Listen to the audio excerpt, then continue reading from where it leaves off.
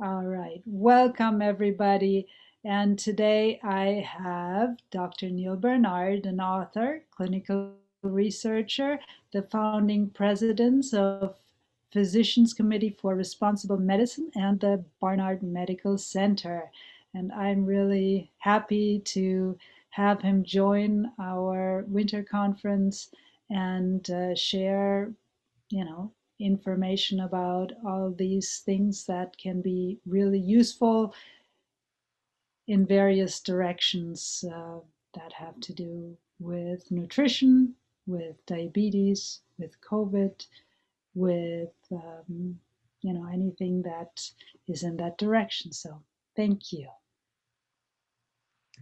Well, thank you very much for the opportunity to speak with you today. I'm very grateful. We're talking about important things. COVID is on everyone's mind, and diabetes plays a particularly dangerous role in COVID. So if it's okay, may I share my screen and we'll launch into some things? Yes. Very good. Here goes.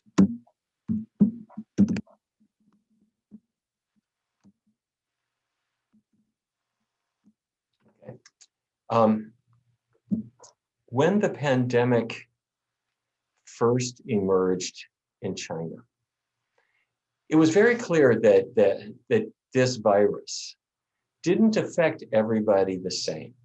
When you looked at people who were in the hospital, those people who were underweight seemed to do pretty well. They might have needed to be in the hospital, but they didn't have severe disease, meaning they weren't likely to end up in the ICU. They didn't end up on a ventilator. They didn't die.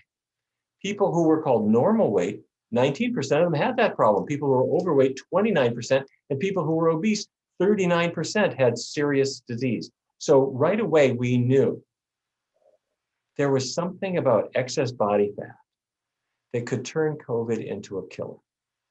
Well, this wasn't just true in China. This was also true when, as you'll recall, the virus then spread. It ended up in Europe and in France. Researchers noticed, yes, when people were severely obese, if they came into the hospital with COVID-19, that was a person who was going to end up on a ventilator and they might never come off. So it was clear there was something going on. Well, what is it that's going on? It turns out that a fat cell, a fat cell is not just a bag of calories. It's a living, metabolizing cell. And if you could look at a fat cell under a powerful microscope, what you would see on the surface of the cell is something called an ACE2 receptor, angiotensin converting enzyme 2 receptor. Okay, this is a receptor on the surface of the cell. Think of it as sort of a dock that goes out into a river and boats arrive and attach to that dock. In this case, the boats are the virus that causes COVID-19. And they arrive, you inhale it, they end up in your bloodstream, they attach to that ACE2 receptor on the surface of the fat cell. They can then enter the fat cell where they can multiply. And if you have extra body fat, you're making extra welcome mats for the virus. And it gets worse. It turns out that your lungs, you know that COVID is a respiratory condition, of course. Your lungs have cells called lipofibroblasts. These are cells that have, you can think of them as little bits of fatty cells in the lungs, but they can convert to what are called myofibroblasts, and they end up changing the lung itself. Normally when you inhale, your lungs are very elastic. They can inhale, they can stretch, and they contract then when you exhale. But with lung fibrosis, they can't stretch anymore. They can't relax anymore. And the lung becomes almost a useless organ. And that's what happens with this COVID process. So having too much fat, whether it's in your body in general or these fat cells in the lungs, this can cause a real problem when a person catches COVID. Okay, this is a picture of it. The big yellow blob, that's a fat cell.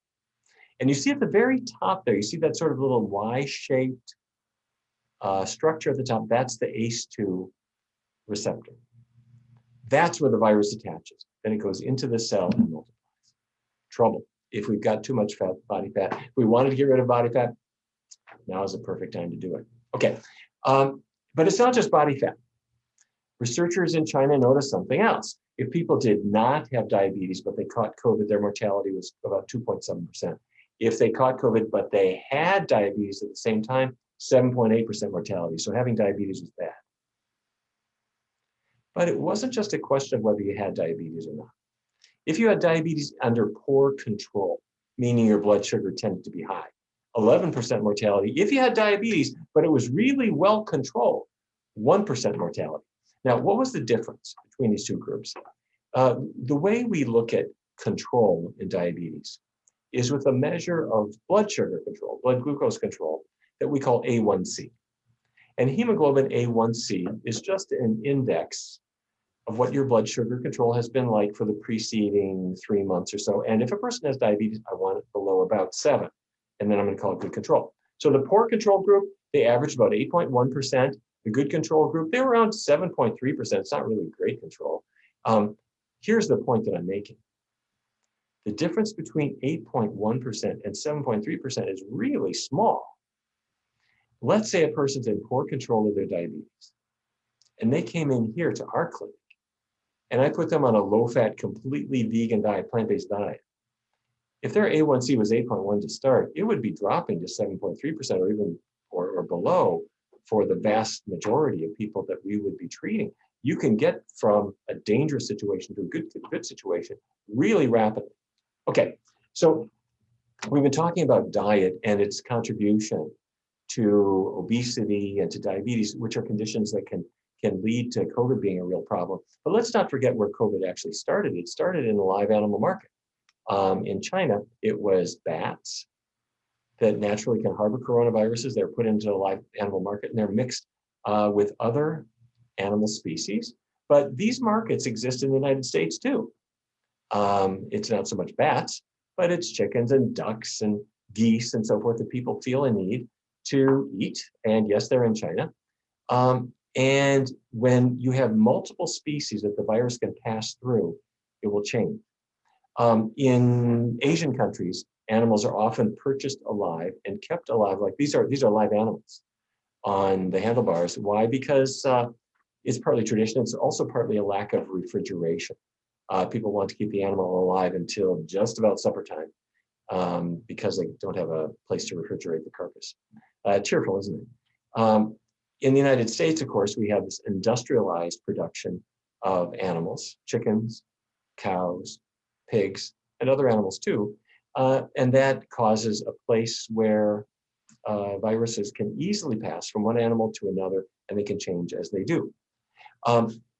So the coronavirus emerged in a market that was selling animals.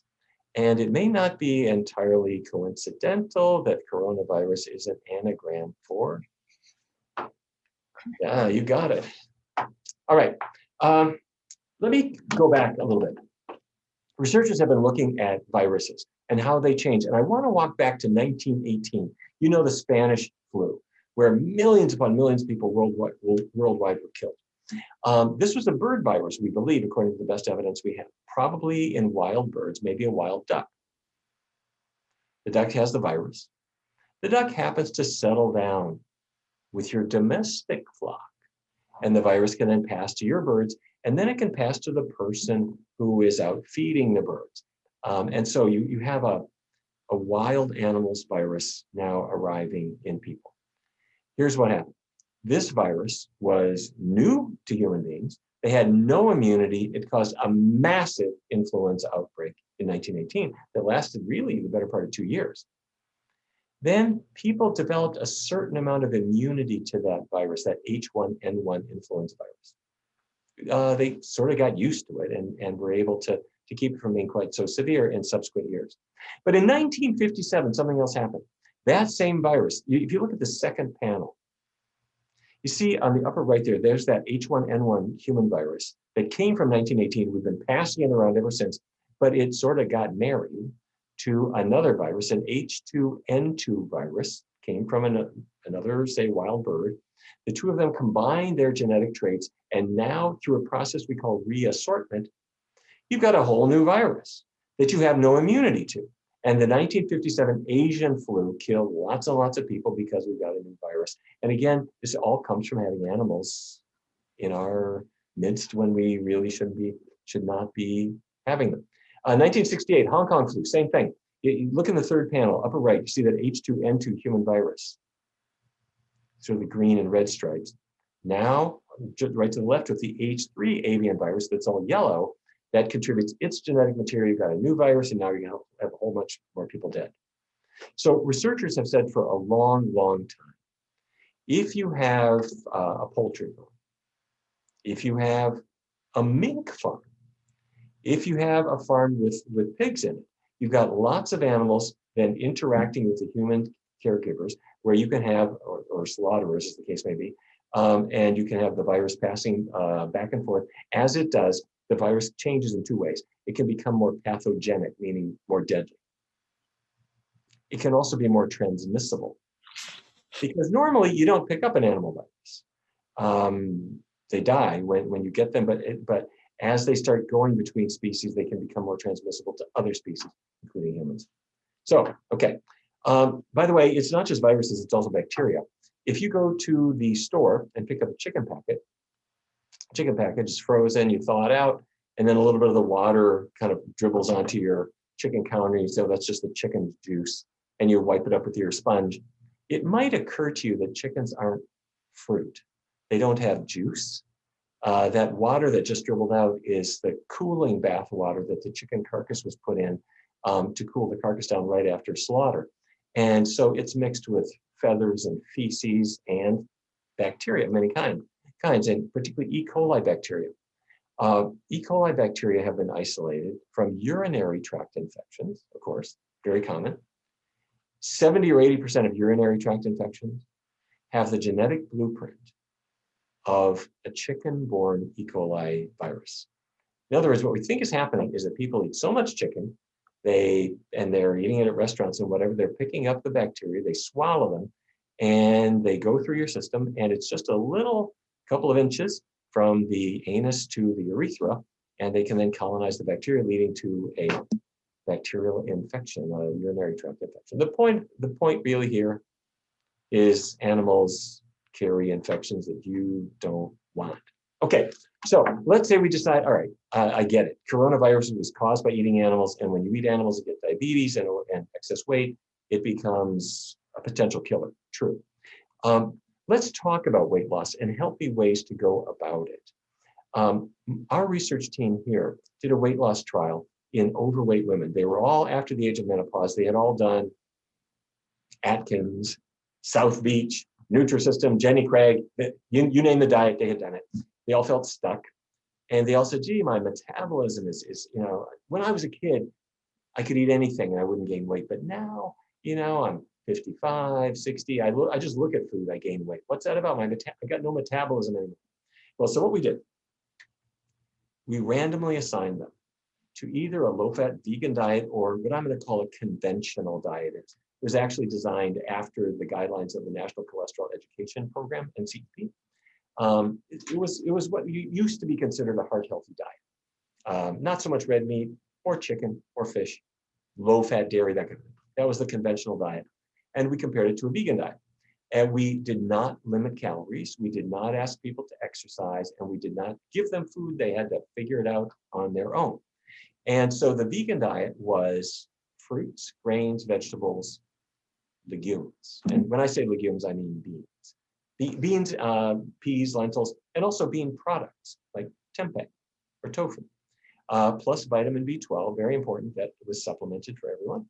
And I have to say our participants were aghast when they found out the foods that they could eat, because they all looked at blueberry pancakes and chunky vegetable chili and linguine, and they decided that they were going to gain a ton of weight from this vegan diet. Well, when we do research studies, what we always do is we get everybody together once a week to make sure that we're doing okay on the diet. And about week 3, one of the participants said to me, Dr. Barnard, I found a treat that I can have on your low-fat vegan diet. I thought, uh-oh, wonder what this is. She unzipped her purse and she pulled out a pack of Twizzlers, and she said, yes, it's true. You know those things, Twizzlers, the red licorice, those little twisty things they sell at 7-Eleven. She said, look at the label. It's true. They are vegan. There's no animal products in them at all. It's just sugary, starchy, artificially colored junk. And she made sure that all the research participants knew that you can have all the Twizzlers you want on Dr. Barnard's diet. Well, actually, that's kind of not what we were thinking. But when you do research studies, you set your rules, and our rules were no animal products, keep the oils low. So I guess a lot of people started eating Twizzlers. But anyway, be that as it may, the women lost weight. They lost a lot of weight. On the vegan diet, they lost about almost 13 pounds in 14 weeks. On the control diet, they did well too, but they lost about 8 pounds. So advantage vegan. However, we tracked them for another year and then a year after that. And the people on the conventional diet, they didn't do so well. They ended up gaining back their weight.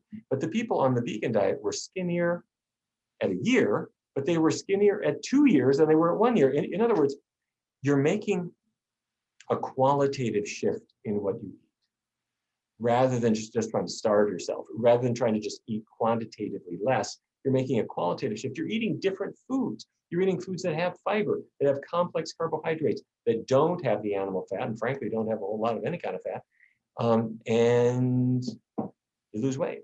Okay, so NIH decided that we ought to put this diet to the test for diabetes.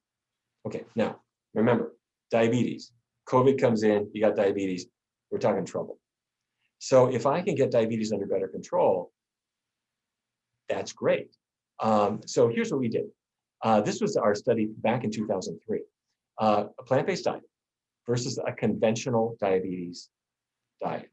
And the conventional diet meant cut calories. You know what I'm talking about. A person has got diabetes, they go see the dietitian gives them a menu and says, well, normally you eat about 2,000 calories. This menu adds up to 1,500 and just eat this way. And the patient looks at the list and says, this is it, right? Yeah, exactly. Okay, I'll try it. And about 2 days later, the patient calls and says, and if I'm hungry, what else do I eat? And the answer is nothing, go to bed. And you're supposed to adhere to this until you reach your ideal weight, which is never. But anyway, okay, I don't mean to criticize it too much. This is what people have been using as diets for people with diabetes. Keep carbohydrates steady. Don't overdo it on carbohydrate. This is the conventional approach. And don't eat too much bad fat, saturated fat, trans fat. Okay, that's the conventional diet. The other group was a vegan diet. No animal products. Keep oils low and low glycemic index. You know what I mean? White bread is high glycemic index. It raises your blood sugar pretty quickly. Rye bread is a little bit lower glycemic index. Pumpernickel bread, even lower. A bean, if I eat just black beans, pinto beans, there's a lot of carbohydrate in there, but it digests very gradually. And so it releases sugars into the blood very slowly. That's like super low glycemic index. Okay, so the plant-based diet, no animal products, minimize oils, low GI foods are favored. Okay, to cut to the chase, we're back to hemoglobin A1C. Remember, we wanted below 7, right? Our people were not below 7 at the beginning. They were all hovering around 8. And the red line that you see here is the conventional diet group. And they did well.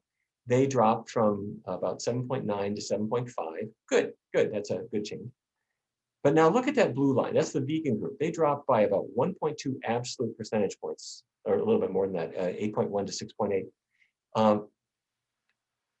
In the world of diabetes treatments, that is enormous. If you had an oral medication that could knock down your A1C like that, you should patent it instantly, because it's like the best medication ever made, but it's called asparagus.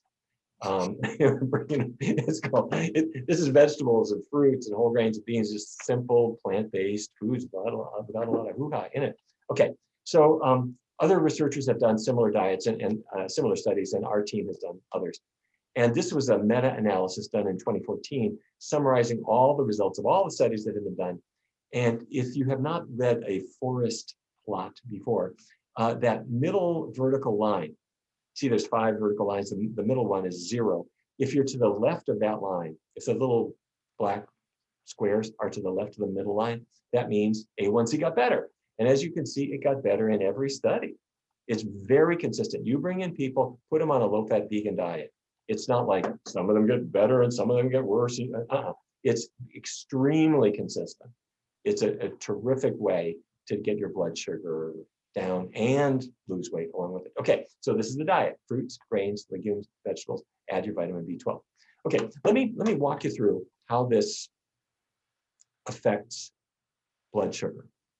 What I'm about to describe is something that not only do most people with diabetes, they have not heard this before, but their doctors haven't heard it either. And this is a source of eternal frustration to us physicians who are studying this, because we've known about the causes of insulin resistance for a long period of time, but it somehow hasn't quite filtered into general medical practice. So let me explain it to you just real quick. This is a muscle cell, this big purple oval. It's in your arm or in your thigh or somewhere, and that muscle cell runs on glucose, sugar, simple sugar. That's its fuel, and it only works though if that glucose can get inside the cell. It's like gasoline works when it gets into your engine. If it doesn't get in there, nothing happens.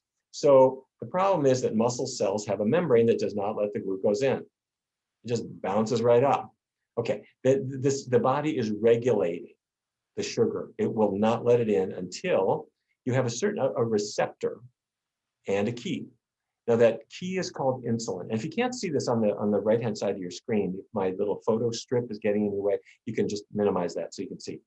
But insulin is a hormone made in your pancreas, and it goes in the blood, and it arrives at the surface of the cell and attaches to a receptor. It's like a key goes in a lock. Insulin attaches to a receptor, and once it does, some magical things happen. That insulin receptor combination triggers the opening of a little channel on the cell, and now look, glucose can come in. Hooray! Okay, that's what does it. You don't have insulin, you can't get the sugar inside. Okay, so what could go wrong? What goes wrong is this. That's my dinner. That's my lunch. That's my breakfast. And I'm eating all this fatty stuff. Yes, these things have a lot of fat in them. And they vary in whether it's a really bad fat like pork fat or a somewhat healthier fat like olive oil, but it's all fat. And what happens when I eat that? The fat goes into my muscle cells and my liver cells and my fat cells too. And when the fat builds up, this is what counts. When the fat builds up inside the cell, the insulin key no longer works.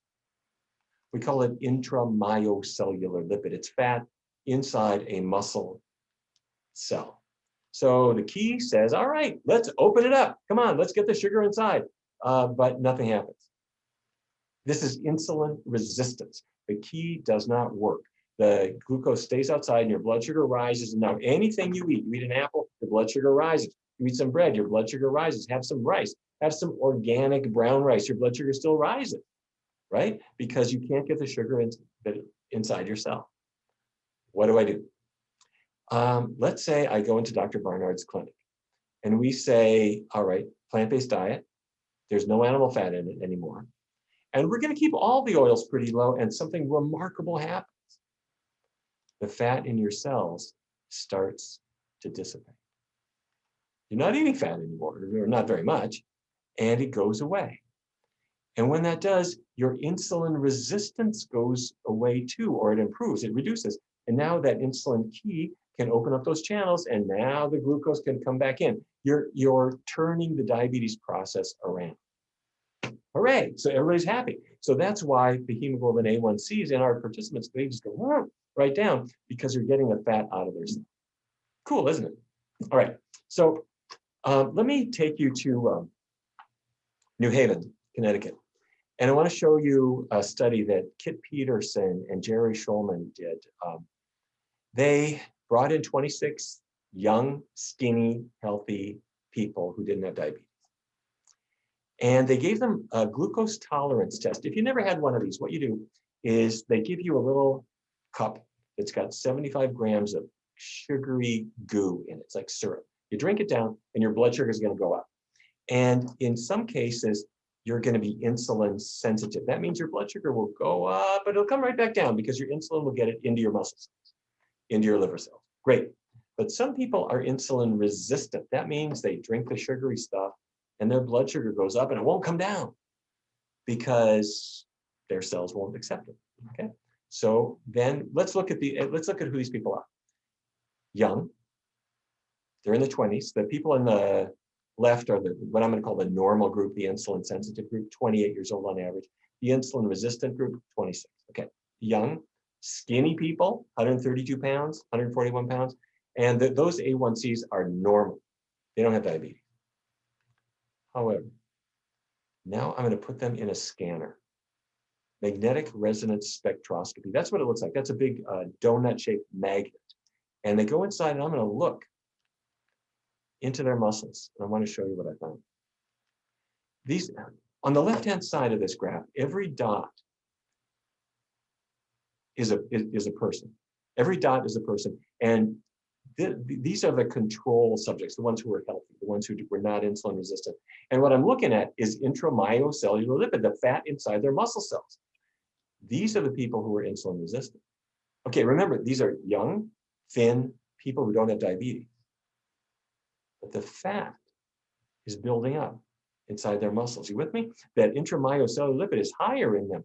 And now look on the right-hand side. These are mitochondria. You remember from your high school biology, your cells have mitochondria. Those are your burners. They're inside your cell. They're giving you energy. And every dot is a person. This is their mitochondrial activity in the normal participants, and now in the people who are insulin resistant. What am I seeing? Despite the fact that they're young, thin, so far as they know, they're totally healthy. They don't have diabetes. Already at that age, in their 20s, some of them have the buildup of fat inside their muscle cells that's causing them to be insulin resistant. It's shutting down their mitochondria so they can't make energy anymore. They're going to be starting to gain weight. Not now, but 7, 8 years from now. They're going to get diabetes. Not now. 10 years, 12 years, 15 years from now. We can see with a scanner these processes beginning in these research participants who had no idea that this was happening to them. Okay, early December 2020, our research group published a study, Dr. Hanna Kaliova and I, along with Dr. Kip Peterson and Jerry Schulman at Yale. And here's what we did. We brought in people who didn't have diabetes, they just had extra weight, 244 of them. They came into our center here, and half of them went on the healthy plant-based low-fat diet. And let me show you what happened. Okay, so half of them went vegan, half of them stayed on a control group, and for 16 weeks, they followed their respective plan. The control group, nothing. The vegan group, vegan, low-fat, okay? And then we looked at their change in body weight, and this is no big shock. The vegans lost weight over 16 weeks, about 14 pounds, 6.4 kilograms. Pretty good. Okay, fair enough. The controls, not much happened. And why? Well, they were eating more fiber. Fiber fills you up and it doesn't have much calories. And because they're eating less fat and more carbohydrate, fat has 9 calories per gram. Carbohydrate has only 4. You know, so many of our research participants, they came in, they were afraid of rice. They said, oh my goodness, so much carbohydrate, I'm going to gain a ton of weight. You have to say, okay, memorize this, please. Carbohydrate has 4 calories per gram. Fat has 9. Your rice is not going to make you heavy, I promise you. But, well, anyway, you get it. Okay, so then we looked at their insulin resistance, the thing that I was describing earlier that the young people who are not diabetes already had. The people in our research study that I'm describing now didn't have diabetes either. But they were overweight, and some of them had some insulin resistance, and being on this vegan diet for just 16 weeks made their insulin resistance fall. Okay, that's pretty good. All right, but then we went a step further. We measured their metabolism, and we do it with a technique that you're seeing described here. It's called indirect calorimetry. The patient participant arrives, they lie down on a table, and you put this plastic shell over their face. And what you're doing is you're capturing their carbon dioxide output and you're measuring their oxygen intake. Because if you're burning calories really slowly, you don't make much carbon dioxide. If you're burning calories really fast, You're taking in a lot of oxygen, you're putting out a lot of carbon dioxide, okay? So we can measure that, it's real easy to measure. And what we found is 6 o'clock in the morning, everybody arrives, they're in their pajamas, they lie down on the exam table, you put the plastic thing over their head, and then you measure their metabolism, and it's low. It's the left-hand side here. Their metabolism very slow. Give them breakfast. And now their metabolism rises because you're absorbing nutrients. Okay, now everybody goes vegan. Plant-based, low-fat, healthy. Bring them back to the laboratory. 6 o'clock in the morning, measure their metabolism, it's slow, give them breakfast, and something happens. Wait a minute, their metabolism is rising, but it's rising more than it was before. Not a lot, maybe 15%, something like that. But the point is, why do people who follow plant-based diets, why do they tend to be slimmer? Partly because they're eating more fiber, they're getting fewer calories, they just are filling up before they overdo it, but it's more than that. Their body is physically changing. Their metabolism is actually higher after every meal, after breakfast, after lunch, after dinner, for about 3 hours or something like that. Okay, so we call this the thermic effect of food. Your body is taking energy and giving it off as body heat instead of storing it as fat. So let me say that again. Let's say you take in some oatmeal. Are you going to store all that as fat? So like every bite of oatmeal, you're going to store it as body fat? Well, hopefully you're using it for energy, and then it actually goes away as body heat. All right, this is the control group. No diet change. Week 0, baseline, that's white. They ate their meal and their thermic effect of food went up. You know, they burn calories faster after the meal. Week 16, gave them the same meal. They hadn't done any diet change. Their thermic effect of food looks exactly the same. They're eating the meal, they're giving off some calories, but no big changes are happening. So this is the vegan group, and I don't know if you can see this, but right about the white line again is their change in calorie burn right after a meal as the 30 minutes, 60 minutes, 120 minutes, 180 minutes go by. Then 16 weeks after going vegan, what you discover is they're burning calories faster, but notice how those two lines start splitting. After about an hour, 2 hours, 3 hours, they're burning calories substantially faster than they were before. In this study, about 14% faster. In a previous study, about 16% faster. Okay, so why are vegans skinny? Because they burn calories more like a 16-year-old. Okay, so, all right, now we're back. This is the MR spectroscopy scanner, and we actually looked at their liver fat. Not muscles now, we're now looking at their liver. Yes, people went vegan here in Washington, D.C. We put them on the Amtrak train. They went up to New Haven, and Kit Peterson stuck them in the scanner, and we looked inside their liver. And when people were on the controlled diet, nothing happened. Or if anything, they got a little worse over 16 weeks.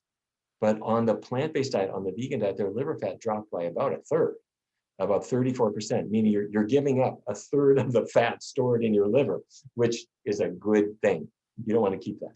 Okay, so in summary, this study, which was just published in JAMA Network Open in early December of this year, 16 weeks on a low-fat vegan diet, average weight loss, 14 pounds. We'll take it.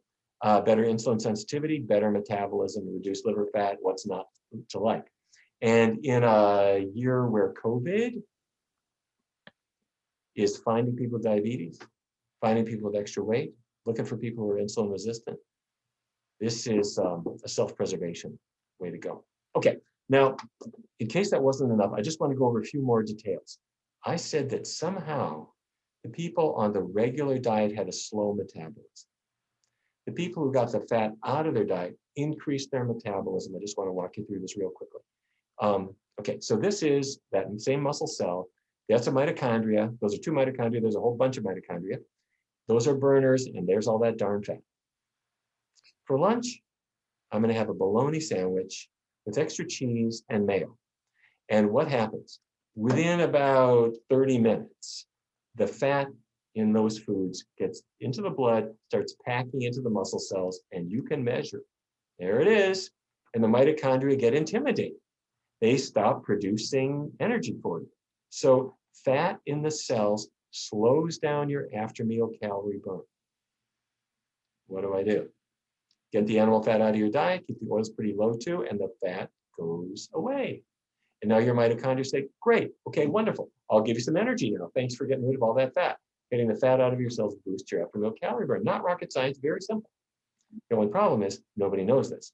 They're going on an Atkins diet or South Beach or all these other things, when instead go on a plant-based diet and your body is functioning more like it was when you were a teenager. Okay, that's the idea. All right, let me just shift gears to a couple of other things before we end.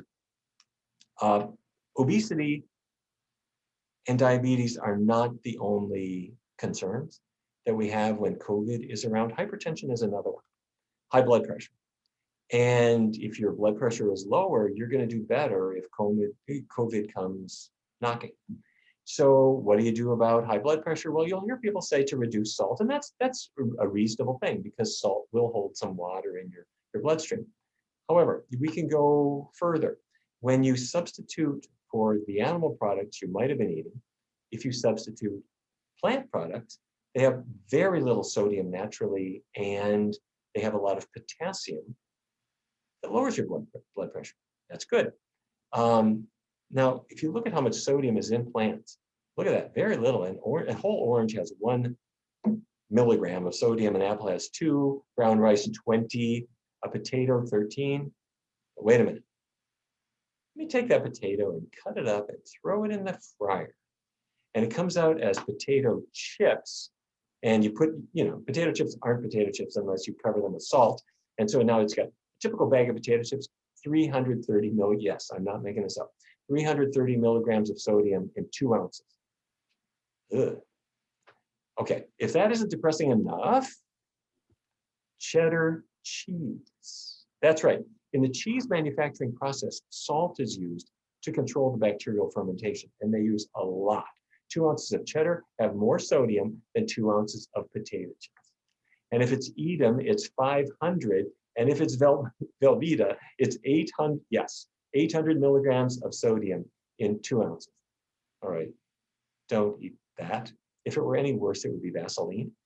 Okay, so all this grease, the grease in meat, the grease in cheese, the grease in fried stuff, adds to the effect of the sodium on your blood pressure. Picture this, your heart has to push your blood up the carotid arteries to your brain. It's got to push the blood down to your legs. If your blood has low viscosity, if it's thin, if it's more like water, it's easy to push. You don't need a whole lot of blood pressure to get it up to your brain if you have healthy, low viscosity blood.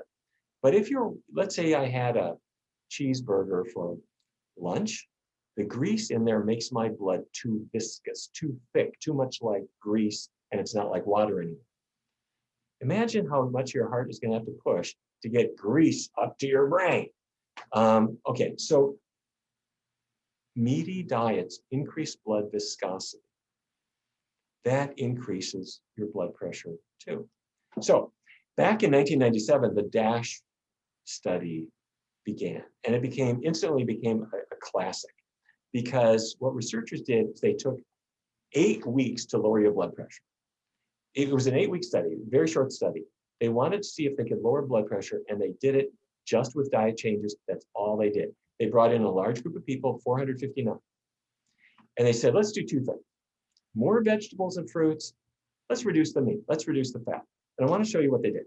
On the right-hand side here, you see three curves. But the top one is people who didn't do anything. It's the control diet. They didn't make any diet changes. And their blood pressure is sort of not much happening. The line right under that, those are people who started eating vegetables and fruits. High in potassium, my blood pressure is going to come down. Okay, that's good, and it does. But the line below that, those are people who ate their vegetables and fruits and reduced the meat and reduced the fat. And their blood pressure dropped really quick. Now, this is systolic blood pressure. That's the top number. If your blood pressure is 120 over 80, that 120 is systolic. That's your pressure when the heart is beating. Diastolic is the 80. So with every heartbeat, as the heart squeezes, it goes up to 120, then it relaxes, it goes down to 80. Your pressure goes up to 120, down to 80. Boom, boom, boom, boom. Okay, so this is diastolic. Same story. If I get the meat out of my diet, get the fat out of my diet, and have lots of vegetables and fruits, I get the best of all possible worlds. My systolic goes down, my diastolic goes down, everything gets much, much better. The thing I want to emphasize, though, is when did this occur? This was an 8-week study. But look, you got the benefit in 14 days of this.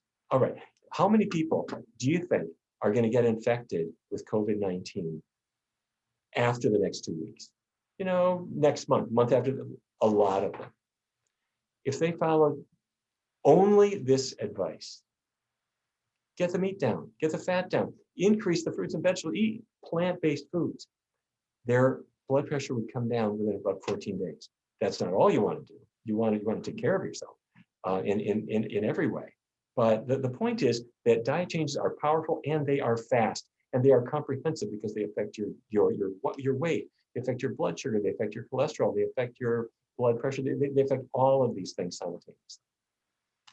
Okay, so people come into our clinic and they say, Doc, I need to fix my diet. I'm terrible. I'm having trouble losing weight. What do I do? And we explain what a plant-based diet is. And we recognize that that may sound like a real heavy lift for people. But we have a certain way that we introduce this. And I want to share it with you because I've never seen anyone unable to do it. After explaining what I've just shared with you about how the diet can affect their weight or their cholesterol or their blood sugar or whatever, we then say, okay, if you want to give it a try, check out the possibilities. For the next 7 days, just look at what you would like to eat that's vegan, that has no animal products in it. And we give them a piece of paper and say, fill it out.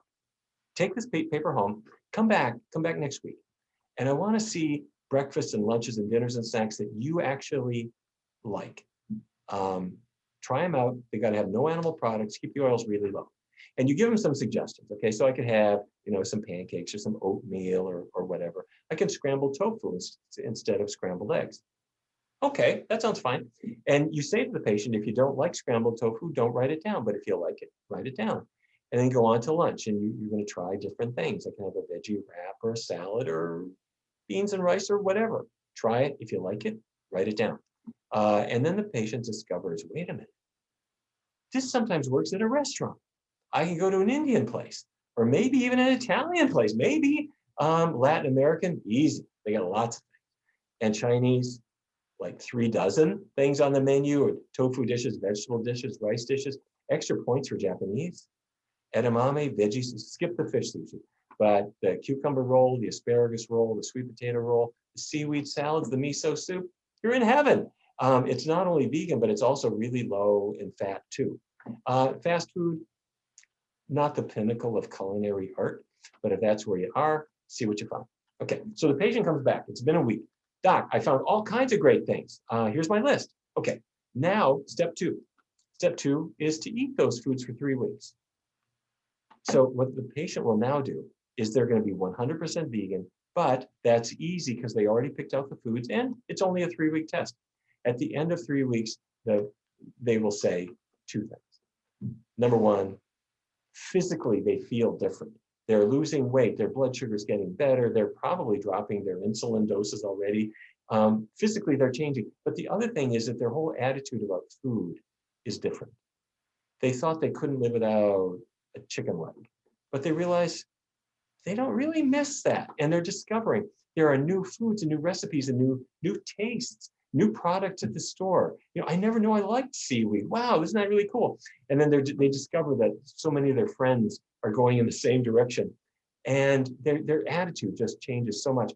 This doesn't happen if the person is encouraged to just make tiny little changes. Just have a healthy meal once in a while. No, they're not going to really get enough change to be rewarded. Jump in, but for a short period of time. After 3 weeks, the person says, I'm going to stick with this because they really like how they feel. Let me just stop at that point, but I want to just share one last thought.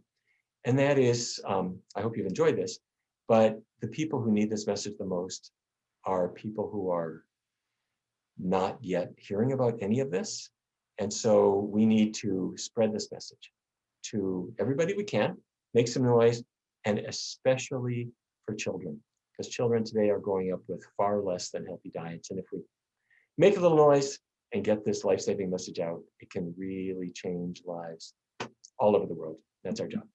Thank you very much. Thank you. That was absolutely fabulous and very, very enlightening because, well, it can make, like you say, in 2 weeks, you can have a huge difference already. And if that can help to prevent people from really getting sick or potentially even dying, then this is fabulous. It's a very powerful way to go, and everybody gets their own benefit. Some more than others, some faster than others. But I say let's jump in, put it to work, and see what happens. I have one question. Mhm. You were talking about, how the energy, metabolism rises Yeah. when you're eating that way. Does that also mean, like, when people have this falling asleep after a meal, really feeling tired, is is is that will that go away with the raising of the metabolism? It does improve with the plant-based diet, and the mechanism, I believe, is really because your diet is so low in saturated fat. That's the fat that's abundant in, say, bacon grease, where that's the fat that is really, really viscous, really thick. Because your diet has almost none of that in it, your blood flows very, very easily after a meal, and so you stay awake. Um, so after a typical Thanksgiving meal, where the person has had not just the turkey but the gravy and the pie with it's 3/4 butter, their blood viscosity goes up so much that their blood is now kind of like lard going through their veins, and so they just aren't oxygenating their brain very well anymore. I think that's really what's happening. And Ah, in fact, I got to tell you, researchers have looked at what happens cognitively after that kind of meal, and it not only does it make you tired, it impairs cognitive function as well temporarily. that makes complete sense. Makes complete sense. Well, thank you. And this was absolutely fabulous. And we will share that. And yeah, that is a message we definitely want to make people aware of. And So I will thank, stop. thank you very much. I really, really appreciate your inclusion.